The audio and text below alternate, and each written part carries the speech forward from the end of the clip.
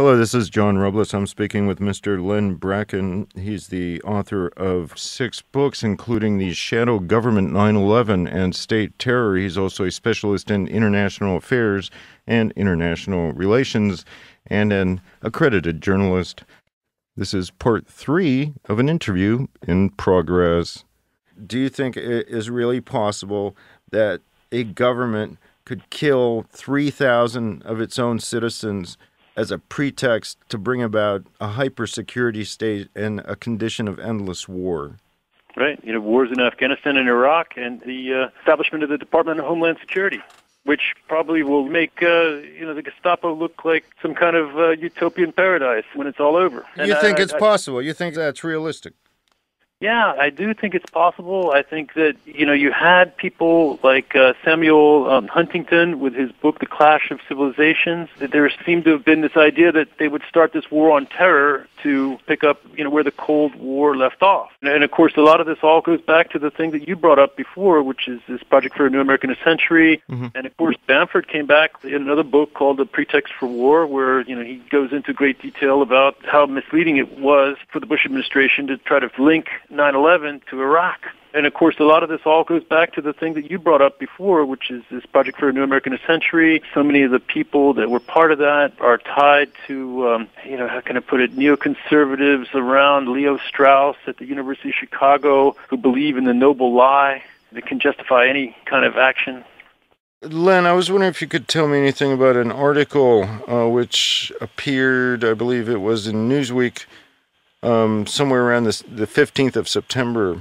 And they said that the Pentagon had been forewarned somewhere in this article, which tied in with other warnings that were apparently received by other officials. For example, Condoleezza Rice and the mayor of San Francisco, and there were some other officials who apparently did not fly that day. Do you know anything about that? Or? Right. The article in the September 15th issue of Newsweek talked about many of the hijackers receiving training at secure U.S. military installations.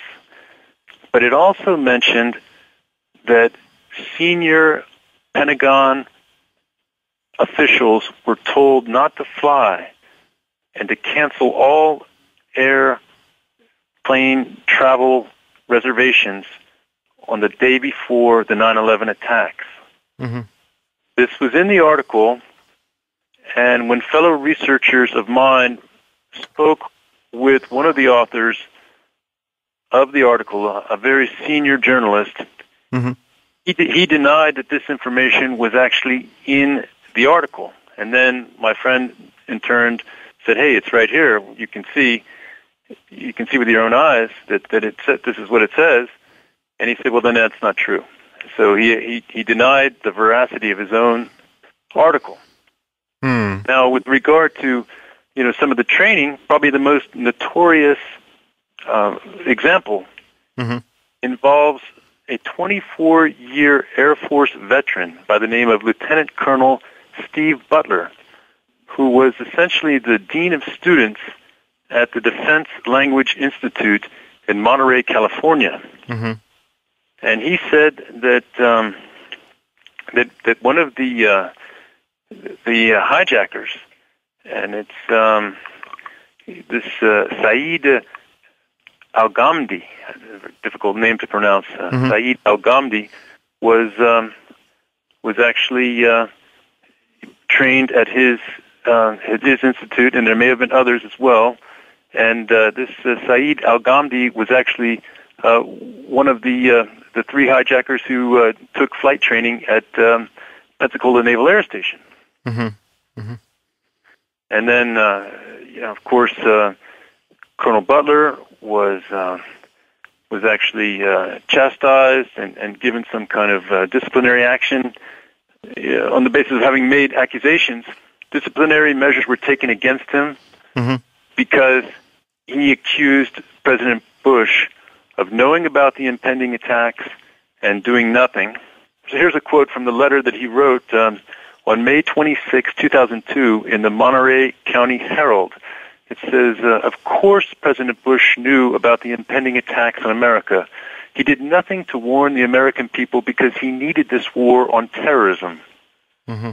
Len, can you tell us a little bit of the background about I believe, what was the official name of the school in Monterey? And this was a school where they used to train spies. Can you give us some details? Right. It was founded in 1946 with the first name being the Military Intelligence Service Language School. Mm-hmm. Now it's called the Defense Language Institute Foreign Language Center in Monterey. Mm-hmm. Most people refer to it as the Defense Language Institute. Okay. So how many of these terrorists were there, and what were they studying? English or? My understanding is that there was at least one, this Said al-Ghamdi. Could have been more, and they were studying English as a second language. Why would they need it? That's a good question. I guess that they probably spoke some English, but not well enough to further their flight training or whatever else it was they were doing. Mm-hmm. Do you think it's possible? Are these people still around today, do you think? Or do you think any of the hijackers is still alive? Or? Yeah, it's entirely possible. But certainly the idea that the people they said who committed these attacks mm-hmm. probably were not the ones who did it, because many of those people have been found to be still alive, and whereas the U.S. government says they died in the attacks. So who did it then? I go back to what I said before. I think it was a massive operation, massive intelligence operation involving several governments. Mm-hmm. Do you think it's possible they were drones? I take an all-of-the-above approach to the technical questions. I think we mm-hmm. should consider everything, and I don't think that we're going to get definitive answers on any of them. As I say, that's not very satisfying, but I think that that's the reality. I go back to, sort of my theory. I think it was this indirect defensive attack with the United States attacking itself. It's a very interesting thing about conspiracies.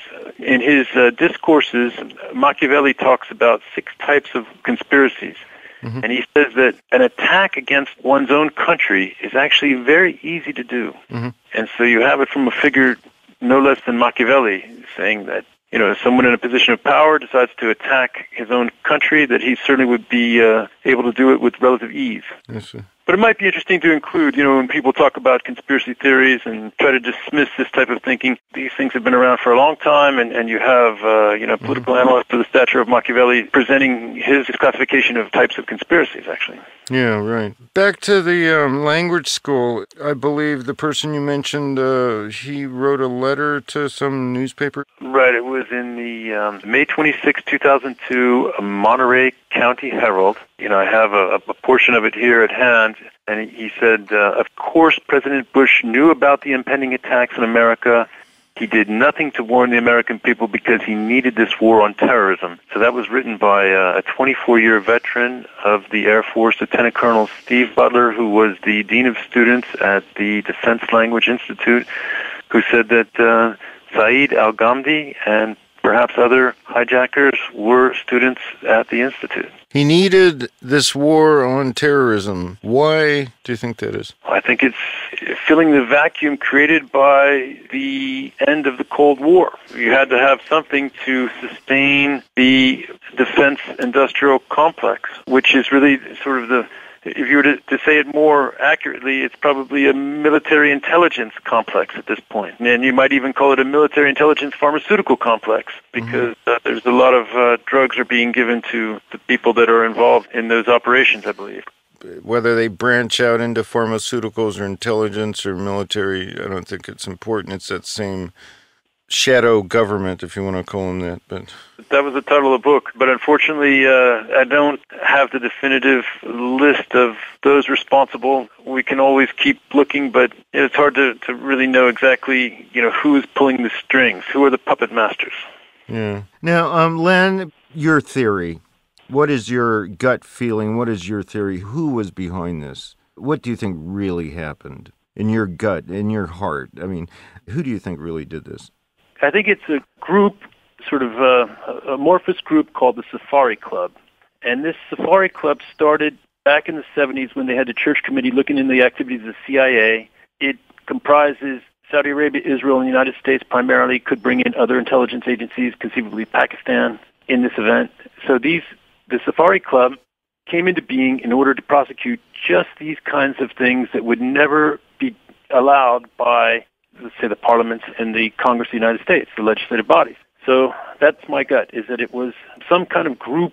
We'll call it the Safari Club to go back to the historical precedent. Maybe it's no longer called that, probably has another name. It's very easy to change names. Mm-hmm. But I think it was an alliance of intelligence forces in Saudi Arabia, Israel, and the United States. This is even beyond black operations, isn't it? I don't even think Black Operations Command would allow something like that to happen. I think it's in part a black op, but then it has sort of a broader strategic, tactically a black op, but strategically starting a massive war against terror. Of course, you mentioned Al Qaeda, and it was not long after the 2005 7/7 bombings in London that Robin Cook, who was the former Foreign Secretary of Great Britain, said that Al Qaeda doesn't really exist and that it's just a database for the CIA, and then he passed away shortly after saying that. I've heard that recently. Al Qaeda stands for CIA Terrorist Database. Isn't that correct? Well, that's what Robin Cook said. We had the former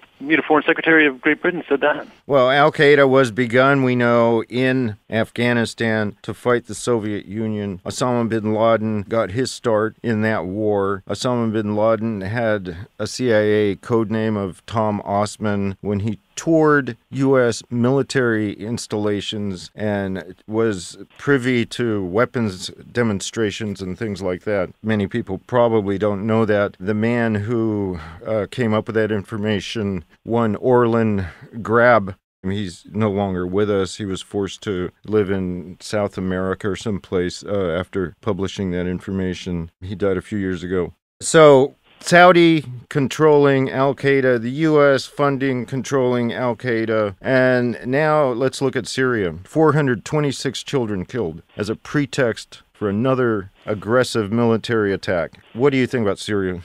It's just a crime. It's like a slow-motion crime. My heart goes out to everyone who is faced with this foreign intervention.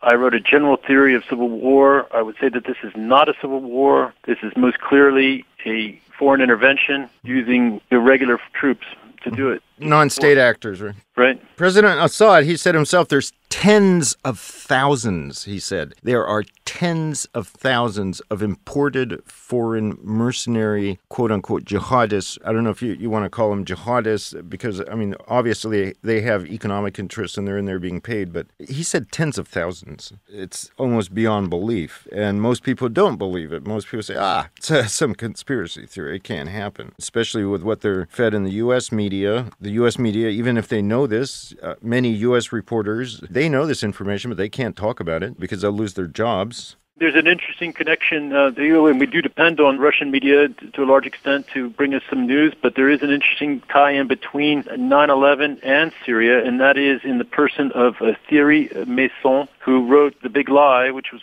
probably the first book about 9/11, saying that it was an inside job, and he has been doing some great reporting as well with his Voltaire network about the events in Syria. Mm-hmm. Len, let me ask you a question, personal question. Do you ever get afraid for your safety? Have you been threatened? Have you been watched? Yeah. I get some warnings, and I try my best to walk a fine line. Mm-hmm. And we say what we can say. Of course, here, in the United States, we have libel laws. For the most part, I addressed my accusations towards, the collective statesmen. Mm-hmm. You have to be very careful. Well, this is verbatim. My warning was that I had to be very careful what I write, and I try to be very careful. So, mm-hmm. Who gave you that warning? Can you tell us? I can tell you that the same verbatim words were spoken to me twice by two different people in the course of 1 week when I was writing the book in the summer of 2002, and that my apartment was open. I would come home 3 days in a row, and the front door would be open. Mm-hmm. So I was given these, very direct, but not too ominous messages. I would have to say that, how can I put it? I was scared, but, I survived. I don't think I'm particularly brave. I'm not particularly brave. I want to be the first one to say that. There's a lot of other people out there who have gone further with all of this. And, I think about somebody like a family member named Beverly Eckert, who died in a plane crash herself. Mm-hmm. And she was one of the people that did not accept the money and was trying to get to the bottom of what really happened. That was part 3 of an interview in progress with Len Bracken. You can find the rest of this interview on our website at voiceofrussia.com. Thanks for listening, and as always, I wish you the best, wherever you may be.